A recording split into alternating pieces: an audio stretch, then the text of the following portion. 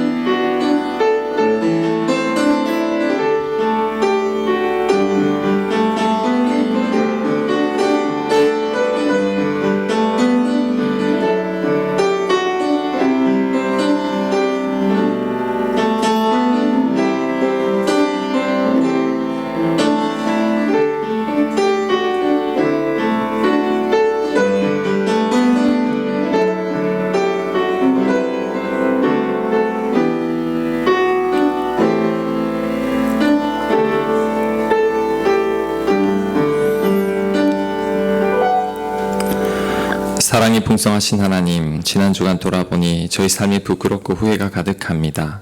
입술은 부정했고 삶은 거룩하지 못했으며 마음은 하나님을 떠나 있었습니다. 주께서 베푸신 많은 은혜를 망각했고 주님 말씀대로 온전히 살지도 못했습니다. 주님, 구원의 은총과 자비로운 용서로 저희 허물을 씻어주시고 성령의 도우심으로 순전하고 거룩한 삶 살게 하여 주시옵소서. 예수님 이름으로 기도합니다. 아멘. 여호와께서 그의 종들의 영혼을 속량하시나니 그에게 피하는 자는 다 벌을 받지 아니하리라. 아멘. 나는 전능하신 아버지 하나님 천지의 창조주를 믿습니다. 나는 그의 유일하신 아들 우리 주 예수 그리스도를 믿습니다. 그는 성령으로 잉태되어 동정녀 마리아에게서 나시고 본디오 빌라도에게 고난을 받아 십자가에 못 박혀 죽으시고 장사된 지 사흘 만에 죽은 자 가운데서 다시 살아나셨으며 하늘에 오르시어 전능하신 아버지 하나님 우편에 앉아 계시다가 거기로부터 살아있는 자와 죽은 자를 심판하러 오십니다. 나는 성령을 믿으며 거룩한 공교회와 성도의 교제와 죄를 용서받는 것과 몸의 부활과 영생을 믿습니다. 아멘.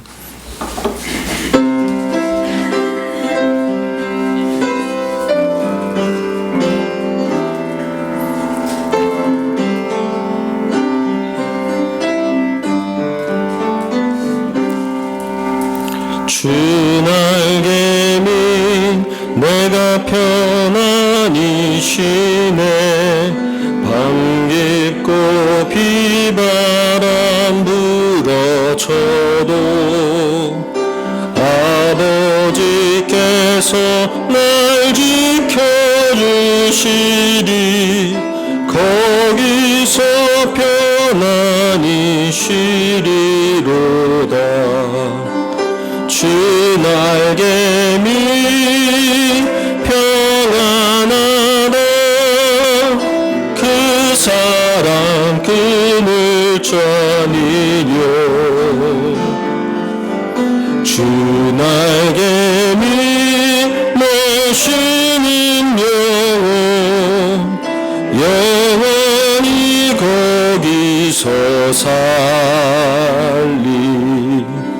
주 날개미 나의 피난처 되니 거기서 쉬기를 원하노라.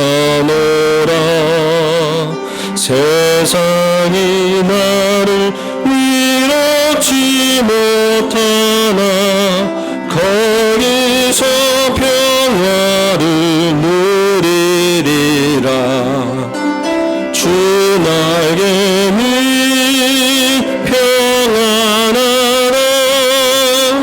그 사랑 끈을 잡으며 주 날개 밑 내 쉬는 영혼이 거기서 살리. 주 날개 밑 참된 빛불이 있네. 고달픈 세상 길 가는 동안 나 거기 숨어 돌보심을 받고 영원한 안식을 얻으리라. 주 날개 밑 평안하라. 그 사랑 끈을 잡으며 주 날개 밑 내 쉬는 영혼이 거기서 살리.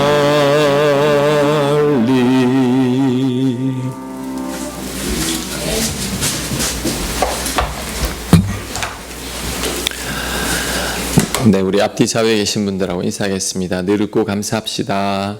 늙고 감사합시다. 네, 반갑습니다. 반갑습니다. 자, 교회 소식 전합니다. 우리 코로나 예방 수칙 여러분들 꼭 좀 잘 지켜주시기 바랍니다. 우리 거리를 두고 좀 앉아주시기 바랍니다. 다음 주일이 이제 저희 교회 창립 이제 6주년이에요. 벌써 6년이라는 세월이 흘렀는데 보통 우리 이때는 음악회도 하고 식사도 맛있게 먹고 막 그랬었는데 원래는 이 코로나 때문에 그렇지 못합니다. 그래서 선물을 나눠 드리려고 했는데 아직 교회 못 오시는 분들이 있으니까 주중에 특별히 우리 작은 선물 이제 맛있는 떡인데 이제 바로 냉동실 개별 포장이 되어 있으니까 냉동실 넣어 두셨다가 여러분 또 꺼내 드시면 될 것 같습니다. 이제 각 가정으로 선물을 전달하기 위해서는 이 주소를 알아야 되기 때문에 오늘 중으로 우리 목동님들께 여러분들 이름, 연락처, 주소 이렇게 카톡 문자를 꼭 좀 보내주시기 바랍니다. 그럼 주중에 여러분 배달되면 또 맛있게 하나님 은혜를 생각하면서 드시면 좋을 것 같습니다. 오늘까지 쭉 부탁드리겠습니다. 자, 오늘 이제 시찰내 우리 사랑교회 늘 사랑교회가 있는데 이 두 교회들도 이제 개척교회입니다. 우리 사랑교회는 맹인 시각장애인들 교회입니다. 그 교회는 전부 목사님 사모님도 시각장애인이에요. 그러다 보니까 이 시각장애인들이 수입이 별로 없잖아요. 주로 이렇게 뭐 경락 마사지나 안마를 하면서 또 생활하시는 분들이 있는데 이 코로나로 인해 이제 오지도 않는다고 그래 사람들이. 그러니까 많이 힘든 것 같아서 이 두 교회를 우리가 이제 헌금으로 한 몇 달 동안 좀 지원을 했으면 합니다. 그래서 여러분도 오늘까지 여러분 많이 동참해 주시기 바랍니다. 그 소식은 주보를 참고하시고 바로 성경 말씀 보겠습니다. 오늘 우리에게 주신 하나님 말씀은 창세기 37장 1절에서 17절까지의 말씀입니다.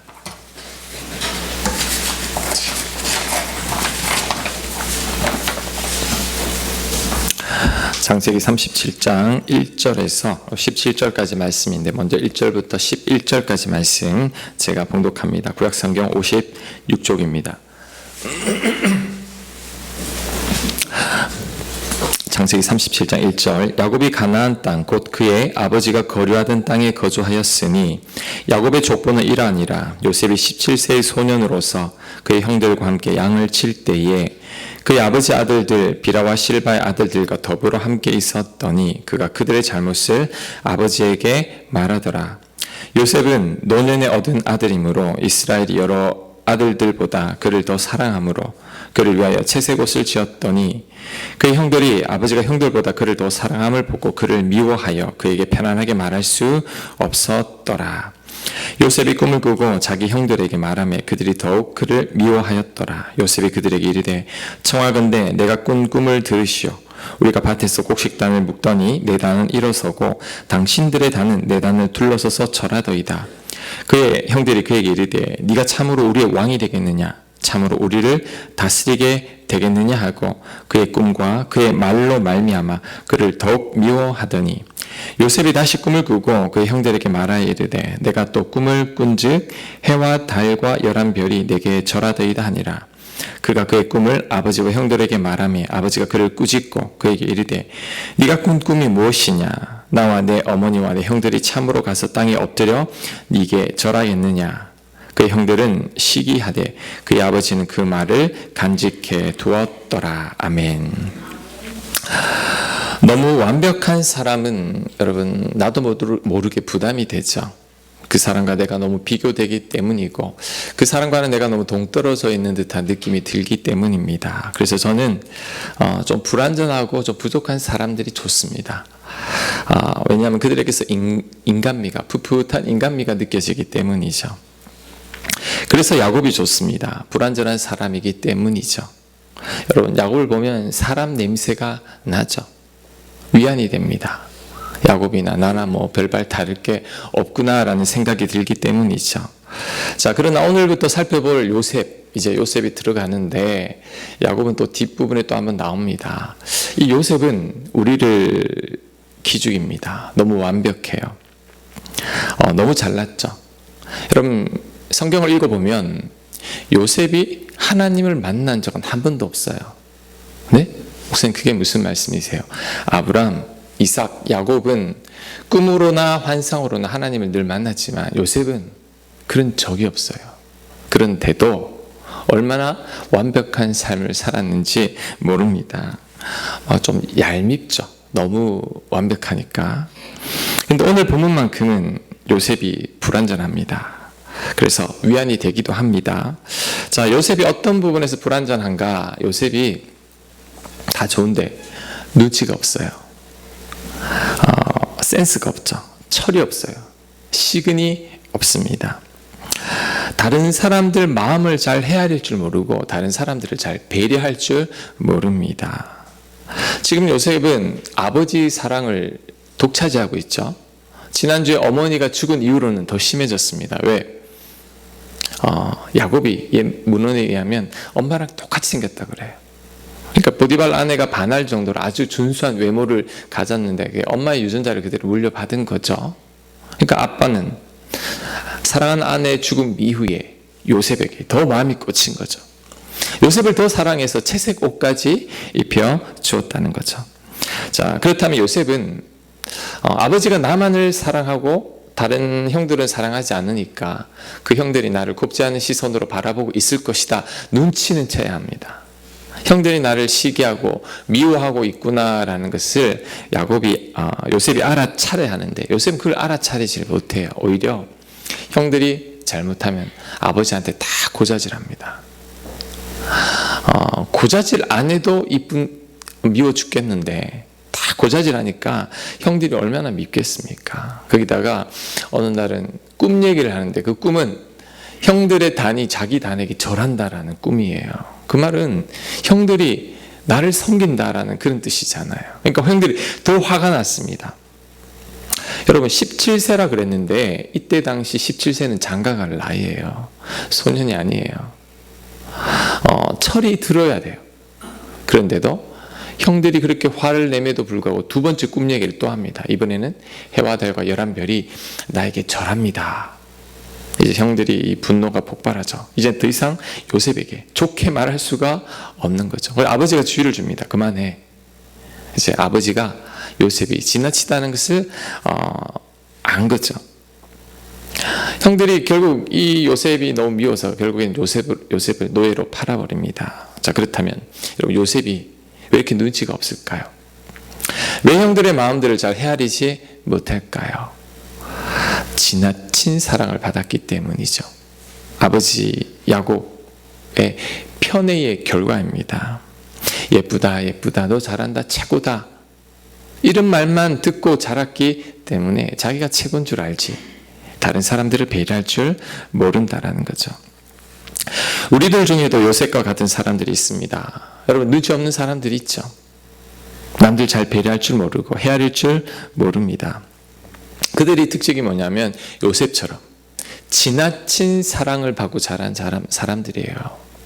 다는 아니지만 외아들일 경우, 아니면 뭐 딸 5에 마지막 아들, 그 다음에 그 집안의 장남으로 대우받고 최고다, 오냐 오냐 소리 듣고 자란 분들은 자기만 생각하는 경향이 있습니다. 모든 게 내 중심으로 돌아가죠. 나만 채색 옷 입고 있으면 이상하게 느껴야 되는데 그걸 당연하게 느낀다라는 거죠. 자, 이런 분들의 문제가 뭘까요? 요셉이 겪고 있는 문제죠. 곁에 사람들이 그 사람 별로 좋아하지 않습니다. 그 사람은 관계 속에서 어려움을 잘 겪습니다. 직장 생활에도 동료들과 어려움을 겪고요. 유난히 적들이 많습니다. 어딜 가든지. 그래서 그 사람은 외롭습니다. 그런데 이런 사람들 중에 능력 있는 사람들이 많아요. 왜냐하면 늘 최고다, 네가 훌륭하다, 똑똑하다, 예쁘다 소리를 들었기 때문에 자신감은 충만하거든요. 요셉도 굉장히 유능한 사람이었습니다. 책임감도 강하죠. 그 사람은 믿어주고 인정해주면 기분이 좋아서 얼마나 잘하는지 모릅니다. 자, 요셉 아버지 야곱이 이제 형들이 양치로 멀리 떠났는데 어디로 떠났냐면 세겜으로 떠났습니다. 그러니까 아버지가 걱정이 돼요. 왜? 세겜에서 이 형들이 예전에 집단 살인을 벌였잖아요. 근데 그 세겜까지 양치로 가니까 아버지가 걱정이 돼가지고 요셉을 심부름을 보냅니다. 형들 잘 있나 보고 와라. 그런데 야곱이 이 심부름을 아주 잘 해냅니다. 자, 37장 12절 말씀 다시 보겠습니다. 12절부터 17절 말씀. 그가 형들이 세겜에 가서 아버지의 양떼를 칠 때에 이스라엘이 요셉에게 이르되 네 형들이 세겜에서 양을 치지 아니하느냐, 너를 그들에게로 보내리라. 요셉이 아버지에게 대답하되 내가 그리 하겠나이다.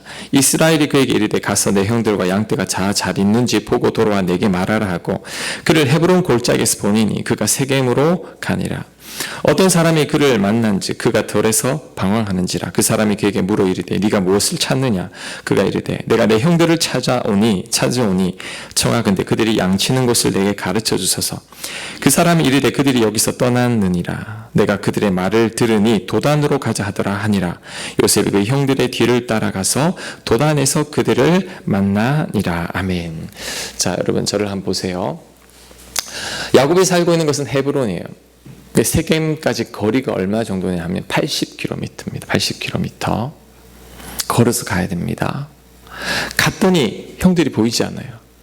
우연히 어떤 사람을 만났는데 그 사람은 도단에서 당신 형을 봤다고 합니다. 도단이 또 거리가 얼마냐면 여러분 30km가 넘는다고 합니다. 합치면 110km가 넘는 거리예요.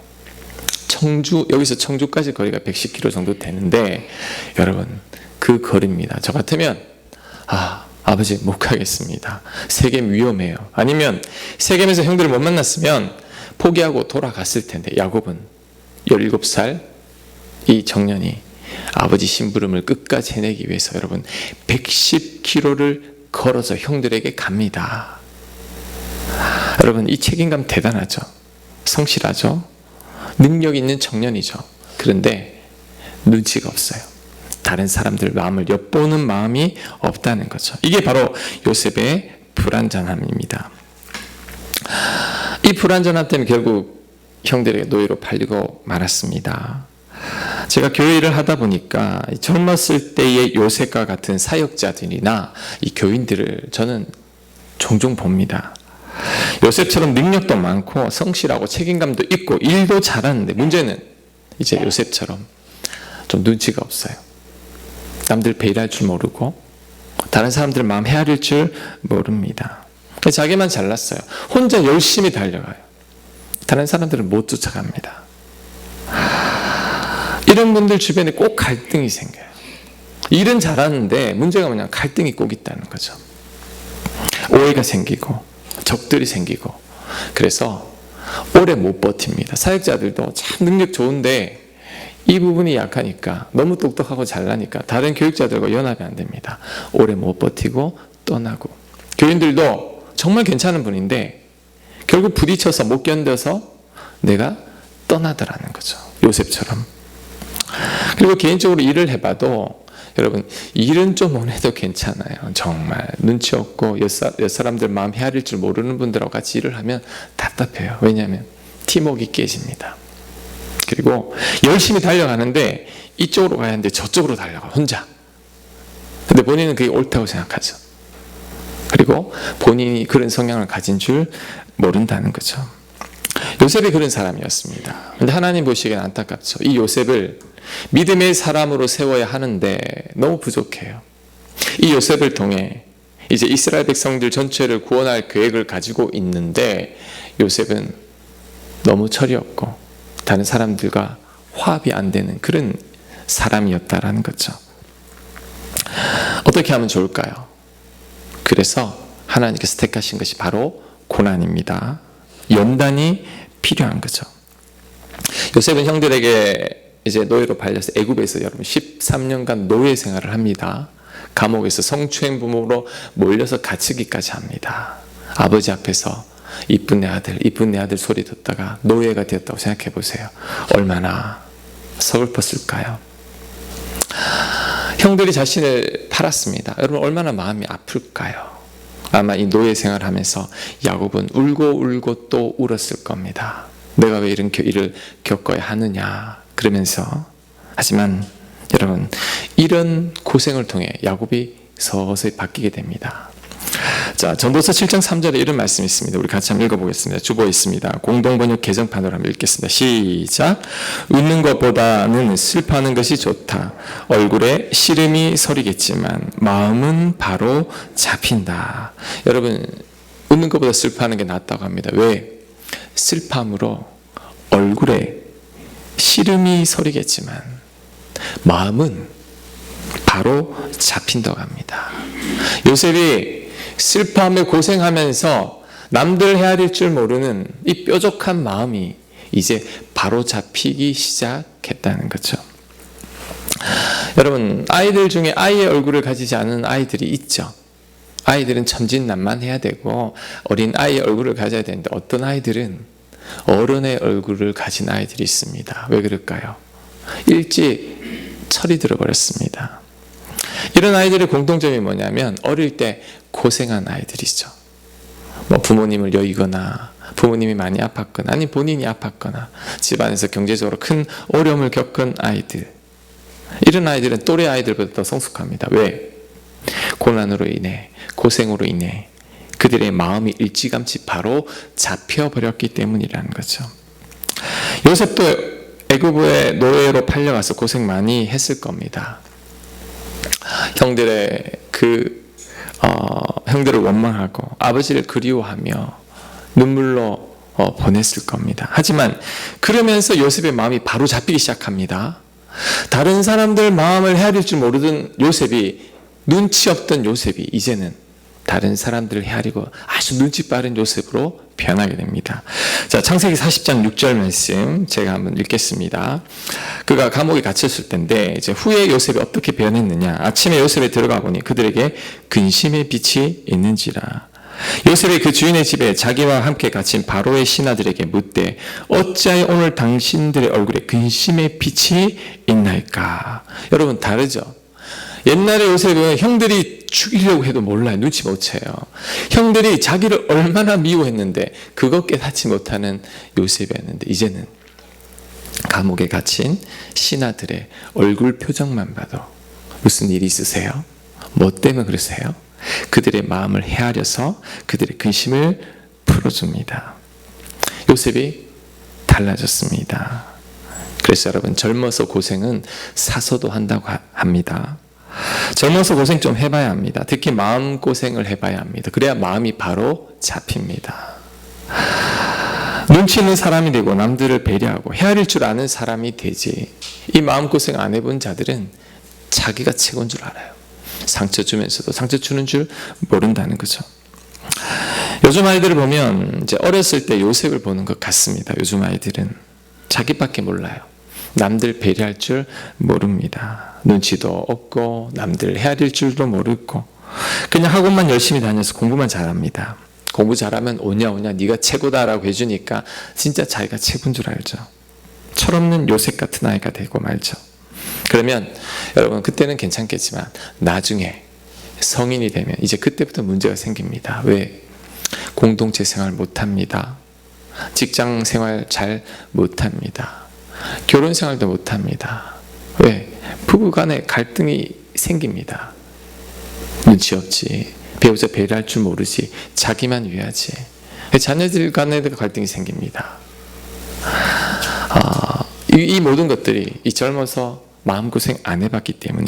그래서 여러분 우리 아이들 친구들과의 갈등을 겪을 때 겪게 해야 돼요. 그래야 일찍 철이 들고 마음이 잡힙니다. 근데 요즘 부모님들은 우리 아이들이 얼마나 사랑하는지 아이들이 힘들어하는 거 못 봐줍니다. 학교 친구 싸우면 학교까지 찾아가서 해결하려고 그러죠. 나비가 누에 꼬치를 틀고 나올 때 여러분 도와주면 못 난다고 그러잖아요.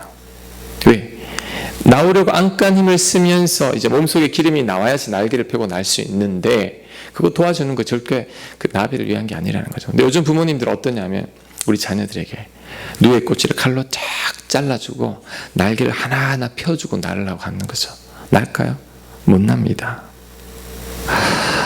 그래서 내 자녀들이 힘들게 살아간다라는 것을 몰라요.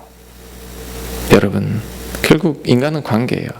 좋은 관계 속에서 사람들과 더불어 사는 법을 잘 배워야지 나 혼자만 잘 살아봤자 아무런 소용이 없다는 거죠. 내 자녀가 잘 되길 원한다면 여러분 고생하게 내버려 둬야 합니다. 얼굴에 근심하는 시름이 보여야 합니다. 애가 힘들어할 때는 힘들하게 두고 마음고생도 하고 울 때 좀 울게 놔둬야 됩니다. 울고 서럽고 때로는 이 친구들한테 맞기도 하고 왕따 당한 애들은요 힘들지만 그 순간을 지나면 애들이 얼마나 성숙해지는지 모릅니다. 철부지 요셉이 되지 않은 거죠. 그래서 저는 이 요셉을 딱 보면서 느끼는 것은 뭐냐면 하나님께서 이 요셉으로 하여금 형들과 아버지로부터 분리했다라는 느낌이 듭니다. 하나님이 직접 훈련을 주관하신 거죠. 물론 형들이 요셉을 팔았지만 하나님은 이 형들의 악을 통해서 요셉을 그 아버지로부터 분리시켜서 그를 연단하기 시작한 거죠. 그래서 어떻게 알 수 있느냐 하면 자 요셉이 형들을 찾아서 세겜에 갔을 때 형들이 없잖아요. 그러면 돌아오면 되는데 때마침 누군가를 만납니다. 그 사람만 안 만났으면 그리고 해필 또 그 사람이 형들이 어디 있는지 위치를 알아요. 여러분 그때 당시에 전화기도 없는 시대에 먼 80km까지 갔는데 우연히 사람을 만난 사람이 또 형들을 알고 있어요. 왠지 하나님께서 그 사람을 만나게 한 것 같아요. 형들을 만나게 해서 형들을 통해 하나님께서 이 요셉을 애굽으로 인도한 거죠. 그러면 왜 이렇게 하나님께서 요셉을 아버지로부터 분리시키시는가? 자, 이대로 두면 요셉은 절대 믿음의 사람이 안 됩니다. 저는 하나님께서 라헬과도 분리시켰다고 합니다. 지난주에 라헬이 죽었는데 요셉은 라헬 밑에 있으면 안 돼요. 라헬은 그 집안의 풍파의 근원지일 뿐만 아니라 라헬은 믿음의 어머니가 아니거든요. 이 아들을 세속적으로 키울 건 분명합니다. 그러니까 하나님께서 이 야곱과 라헬 밑에 요셉을 두었다가는 이 철부지 요셉이 되고 형들과의 불화 속에서 살아가기 때문에 절대 믿음의 대를 이어갈 수 없는 거죠. 그래서 분리시켜버리는 겁니다. 요셉이 이때 노예로 안 팔렸다면 여러분 저는 형들에게 언젠가는 죽었을 거라고 생각합니다. 형들이 노리고 있었거든요. 그래서 또 한 번 요셉이 형들의 이 심기를 건드릴 때 죽여버렸을 겁니다. 그러니까 요셉은 애굽으로 떠나가는 게 유익합니다. 본인에게는. 왜? 가서 형들로부터 보호가 되었고 그는 그곳에서 믿음의 훈련을 받았고 그는 그곳에서 인격을 갖추고 다른 사람들을 헤아릴 수 있는 넉넉한 사람으로 바뀌어진 거라는 거죠. 자, 마찬가지입니다. 하나님께서 저와 여러분을 요셉처럼 다루실 때가 있습니다. 우리도 요셉처럼 억울한 일을 당합니다. 나 딴에는 최선을 다하고 열심을 다해서 도단까지 갔는데 나를 인신매매해버려. 얼마나 억울할까요? 때로는 나를 분리시킬 때도 있습니다. 직장에서 나를 분리시켜버리고, 내 가정에서 분리시켜버리고, 내 사랑하는 사람에게서 나를 떠나보내게 할 때가 있을 겁니다. 물론 이때 힘들고 고통스러울 거죠. 너무 억울해서 화가 치밀어 오를 겁니다. 하지만 여러분, 이런 분리가, 이런 고난이 나를 위한 하나님의 사랑이라는 것을 깨달아야 합니다. 모세는 동족을 위한답시고 하다가 잘못해서 살인을 저지르게 되는데, 그것으로 인해, 그것도 동족으로 인해 결국 광야에서 40년 생활을 하게 되잖아요. 억울해요. 다윗은 시기하는 사울 때문에 광야로 쫓겨나 10여 년 쫓겨다니게 됩니다. 억울해요. 둘 다 힘들었을 겁니다. 하지만 이때 하나님이 사람으로 만들어졌습니다. 여러분도 인생 살다 보면 뜻하지 않는 고난, 억울한 고난, 그리고 분리되는 듯한 그런 경험을 반드시 하게 될 겁니다. 하지만 이때 여러분이 하나님의 사람으로 만들어집니다. 이때 여러분의 삶, 여러분이 바뀝니다. 여러분의 마음이 바로잡히기 시작합니다. 특히 이런 과정의 중심에는 항상 사람이 있습니다. 요셉이 이런 과정의 중심에는 형들이 있었죠. 야곱에게는 라반이 있었습니다. 하지만 그 사람들 때문에 내가 성장한다는 거죠. 여러분, 칼은 뭘로 갈죠? 쇠로 된 칼은 더 단단한 쇠로 갑니다. 쇠는 쇠로 가는 거죠. 그러면 사람은 뭘로 갈고 닦을까요? 성경에는 사람은 사람으로 갈고 닦는다고 합니다. 하나님 여러분을 갈고 닦기 위해서 어떻게 하느냐? 여러분들보다 더 단단한 사람을 통해 여러분을 갈고 닦습니다. 여러분, 갈 때 살점이 떨어져 나가는 듯한 고통이 밀려옵니다. 근데 떨어져 나가야 돼요. 왜? 그래야 내 마음이 바로 잡힙니다. 내가 하나님의 사람으로 만들어지는 거죠. 여러분 곁에 여러분을 괴롭히는 사람이 있다면 여러분 감사해야 합니다. 왜? 그 사람 때문에 여러분이 요셉과 같은 사람이 되는 거죠. 요셉의 형들이 없었다면 요셉은 없습니다. 사울 왕이 없었다면 다윗 왕도 없는 거죠. 그러니 여러분, 누가 여러분을 괴롭히고 있다면 감사하십시오. 그 사람이 없다면 나는 성장은 없습니다. 사람은 사람에게 시달리지 않는 한 그 사람의 인격은 절대 자라지 않습니다. 저와 여러분을 힘들게 하는 사람들이 있었기 때문에 저와 여러분이 이 자리에 있는 거예요. 저를 힘들게 했던 사람들 때문에 제가 이 자리에서 말씀을 전하는 자로 설 수 있었습니다. 그러니 여러분, 고난과 분리의 때에 우리는 감사할 줄 알아야 합니다. 그리고 고난의 때, 분리의 때에 나를 깊이 성찰해야 합니다. 이게 중요합니다. 여러분, 고난의 때에 내가 어딘가로부터 분리될 때 나를 깊이 성찰해야 합니다. 왜 내가 이런 고난을 겪고 내가 이런 분리를 경험할까? 이 성찰이 없으면 아무런 소용이 없습니다. 요셉은 고난을 통해 성찰했을 겁니다. 형들이 왜 나를 팔았을까? 내가 왜 이런 고통을 겪어야 하는가? 아마 요셉은 이 성찰을 통해 깨달았을 겁니다. 후에 내가 철이 없었구나. 형들, 아버지께 사랑받지 못한 그 분노, 내가 그 마음을 헤아리지 못했구나. 여러분, 이런 성찰을 통해서 내 허물을 발견하게 되죠. 그리고 나를 돌아보며 그때 나를 돌아볼 때 그때 내가 성장하기 시작합니다. 요셉도 이 성찰을 통해 성장하게 되었습니다. 그리고 여러분, 이 성찰할 때 꼭 주의해야 할 게 있습니다. 여러분, 나를 성찰할 때 그 누구도 원망해서는 안 된다는 거죠. 여러분 고난의 때 여러분 자신을 성찰할 때 여러분이 누군가를 탓하거나 원망한다면 죄송하지만 더 이상의 발전이 일어나지 않습니다. 오히려 여러분 안에 분노만 치밀어 오릅니다. 그 구렁텅이에서 빠져나오지를 못합니다. 원망과 탓을 버려야 합니다. 자, 창세기 42장 21절 말씀 주고 있는데, 자, 오늘 창세기 37장에는 요셉이 형들에게 팔릴 때 과정이 나오지 않지만 이 형들의 고백을 통해 요셉이 그때 당시 어땠는지가 나옵니다. 자, 42장 21절. 그들이 서로 말하되 우리가 아우의 일로 말미암아 범죄하였도다. 그가 우리에게 애걸할 때에 그 마음의 괴로움을 보고도 듣지 아니하였으므로 이 괴로움이 우리에게 임하도다. 자, 애걸했다 그랬죠.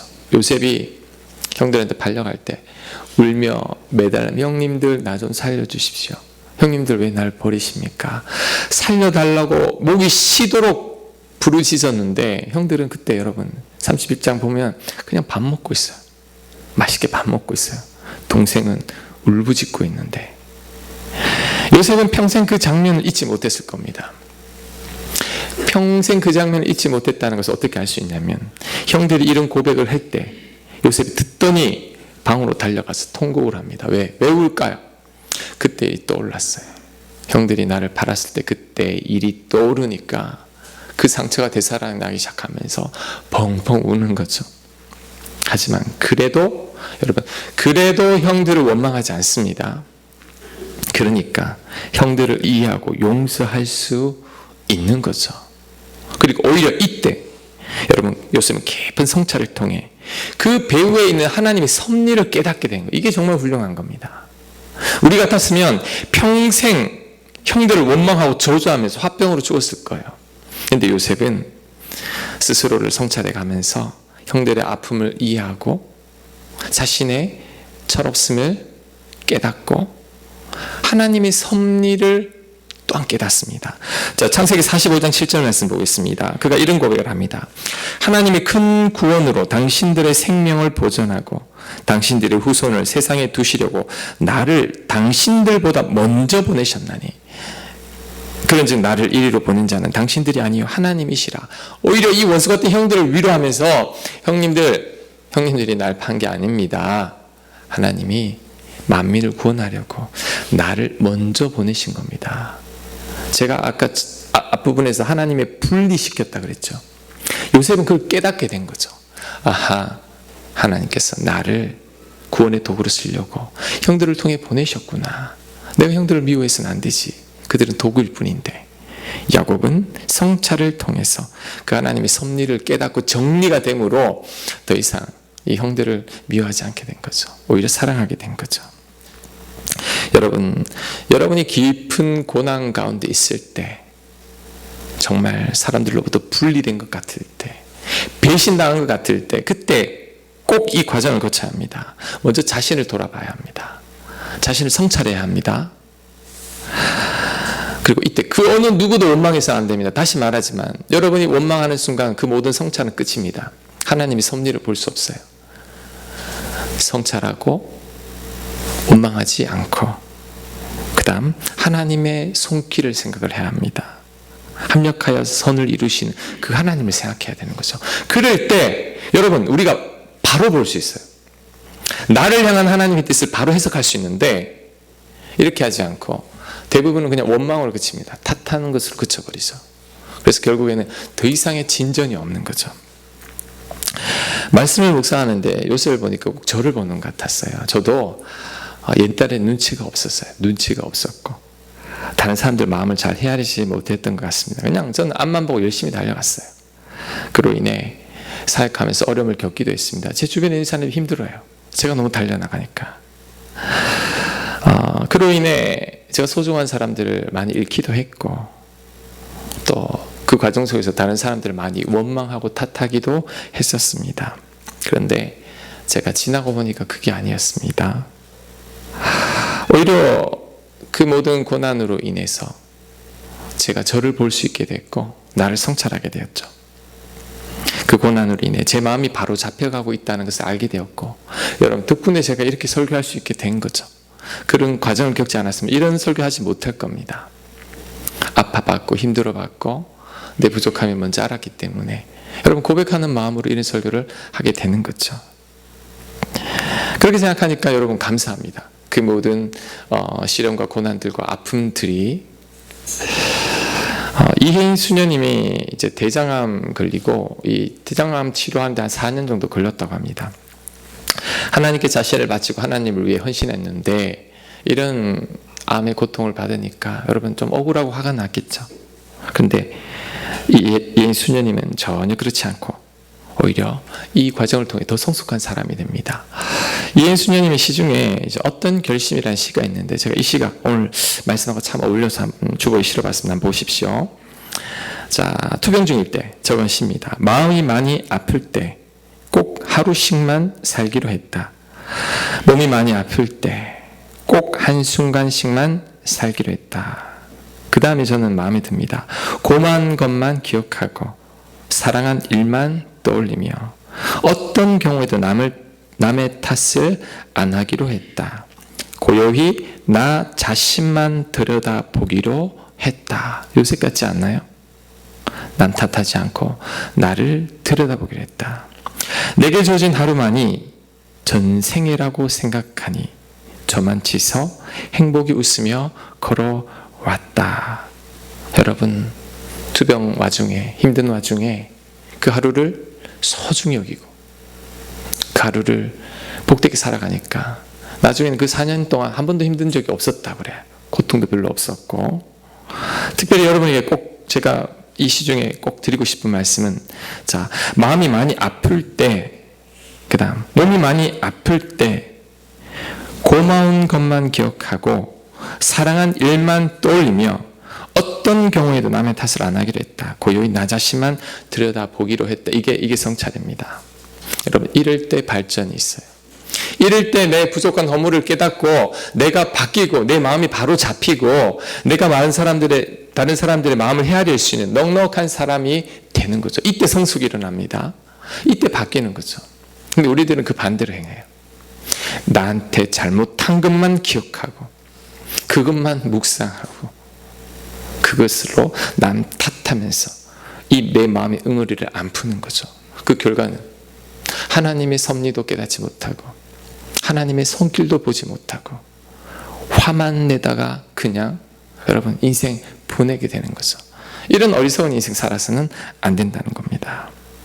여러분, 우리도 이 요셉 태도, 이예수님의 태도를 본받아야 합니다. 우리는 요셉처럼 저와 여러분 다 부족해요. 다 부족한 사람이고 불완전한 사람들입니다. 그로 인해서 자꾸 예기치 않은 고난과 아픔을 그리고 분리를 경험합니다. 그때 그 고난 자체만을 생각하고 그 고난 속에 있는 사람만을 원망한다면 죄송하지만 앞으로도 더 이상의 나아질 가능성은 없습니다. 하지만 그때 나를 성찰해가면서 나의 부족한 부분이 뭘까? 이것을 통해 하나님께서 나에게 어떤 말씀을 하시려나 늘 하나님과 나 사이를 생각하게 될 때 여러분 보이는 게 있는데 뭐냐? 내 허물이 보이기 시작합니다. 내가 이렇게 부족한 면이 있었구나. 내 허물이 깨달아지기 시작하면 상대가 덜 미워요. 미안한 마음이 들기 시작합니다. 그러면서 그 사람을 통해 하나님의 손길도 막 보이기 시작해요. 눈이 막 띄어지기 시작하는 거죠. 그러면서 내가 온전히 성숙한 사람으로 하나님만 바라보는 믿음의 사람으로 바뀌어 가게 됩니다. 여러분, 고난 가운데 그 고난이 여러분을 위한 연단으로 여기십시오. 나를 전공과 같은 믿음의 사람으로 만들기 위한 하나님의 섭리와 하나님의 분리라고 여기십시오. 그리고 나를 깊이 성찰해 나갈 때 여러분들도 요셉처럼 위대한 믿음의 사람으로 우뚝 서게 될 줄로 믿습니다. 아멘.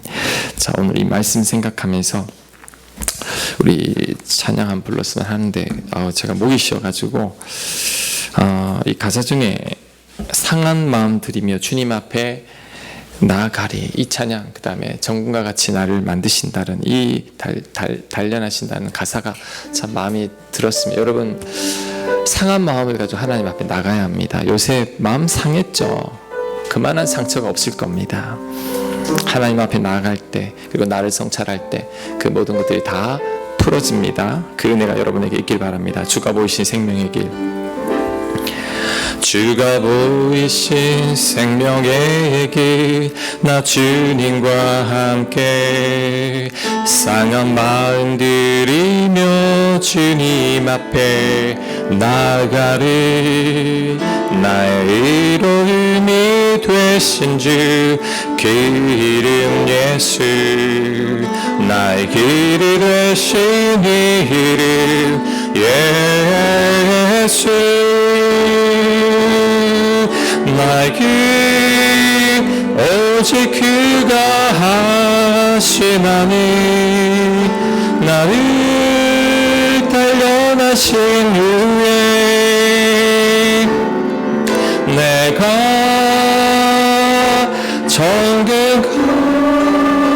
정금같이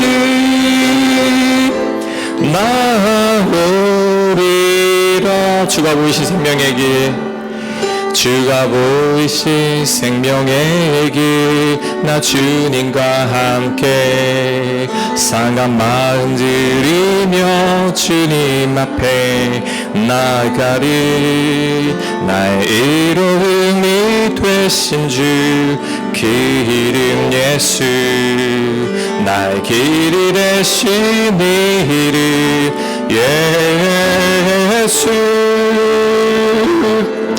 나의 길 아시나니 나를 단련하신 후에 내가 정금같이 내가 정금같이 나오리라 나오리라. 아멘. 우리 말씀 생각하면서 우리 잠깐 기도했으면 합니다. 여러분 지금 여러분 무엇 때문에 힘듭니까? 여러분 누구 때문에 힘듭니까? 그거 생각하고 그 사람 원망하면 여러분 더 이상 한 걸음 앞으로 나갈 수가 없습니다. 이혜수녀님의 시를 기억하십시오. 고마운 것만 기억하고 사랑한 일만 떠올리며 어떤 경우에도 남 탓 안 하기로 했다. 고요히 나 자신만 들여다보기로 했다. 나 자신 들여다볼 때 여러분 그때 보입니다.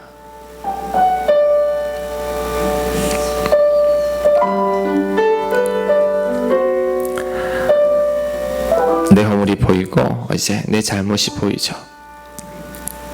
오히려 나를 더 성장시키시려는 하나님의 손길이 보입니다. 여러분 그때 감사가 터져 나옵니다. 지금까지 여러분 원망과 분노로만 살았죠. 그래서 여러분에게 돌아온 게 뭡니까? 아무것도 없습니다. 하나님의 손길을 생각하고 하나님의 사랑을 생각하고 내 마음을 바로잡으려는 그 하나님의 은혜를 기억하면 이제는 우리가 믿음으로 살아야 합니다. 그럴 때 하나님께서 우리를 요셉과 같은 사람으로 만들어 가는 거죠.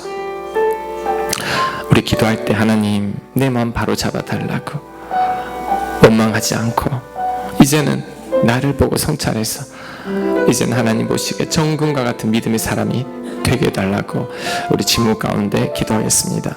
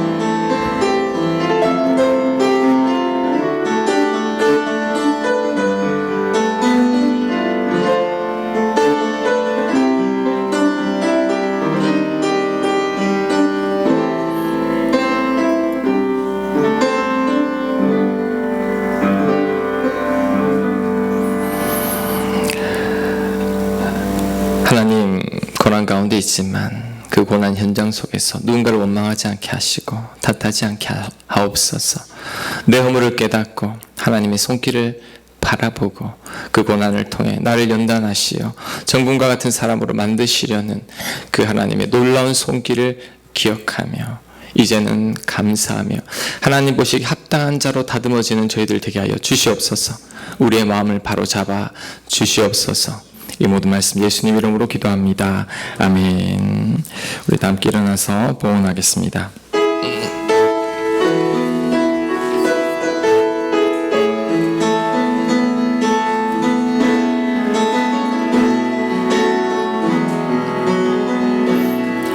내게 이르비터 눈을 들어 주를 보기 시작할 때 주의 일을 보겠네.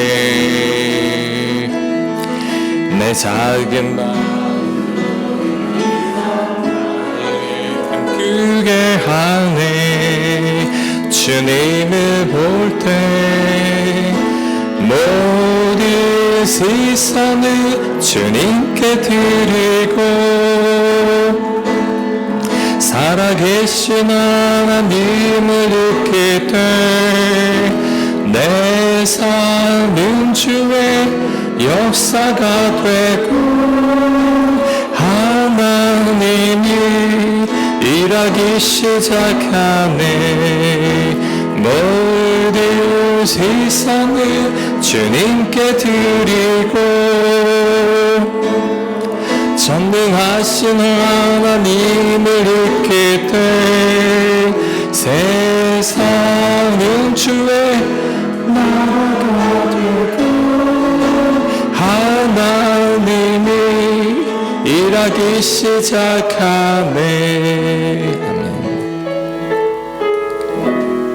하나님 감사합니다. 우리에게 베푸신 은혜가 너무나 크기에 이 코로나 가운데 힘든 가운데서도 우리를 향한 하나님의 사랑이 너무나 크시기에 우리를 위해 주기까지 사랑하신 그 은혜가 도저히 갚을 길 없어서 오늘도 우리 감사하는 마음으로 예물 올려 드립니다. 하나님 예물 드린 모든 손길들 복 내려 주시고 이들에게 영적인 눈을 뜨게 하여 주셔서 하나님의 놀라운 섭리를 바라보게 하시고 나를 전공과 같은 사람으로 만드시려는 하나님의 손길을 보게 하여 주시옵소서. 물질에 얽매이지 않게 하시고 물질을 다스리며 끌고 다니게 하시고 이 물질로 인해 시험에 들지 않게 하여 주시옵시며 늘 드리고 베푸는 삶 위에 채워주시는 그 놀라운 은혜를 날마다 경험하며 살아갈 수 있도록 은혜 더하여 주시옵소서. 우리들의 자녀들 하나님 전공과 같이 연단하여 요셉처럼 귀한 자녀들로 쓰임받을 수 있도록 하나님께서 복 내려 주시옵소서. 이 모든 말씀 예수님 이름으로 기도합니다. 아멘. 우리 주 예수 그리스도의 은혜와 하나님 아버지의 무한하신 사랑과 성령님의 감화 감동 위로 교제하심이 이제는 하나님 원하시는 사람으로 연단받아 정금과 같은 믿음의 사람으로 거듭나기를 간절히 소망하는 사랑하는 주의 백성들 한 분 한 분 머리 위에 그 가정 위에 직장 위에 자녀들 위에 지금부터 영원토록 함께 하시기를 간절히 축원하옵나이다. 아멘.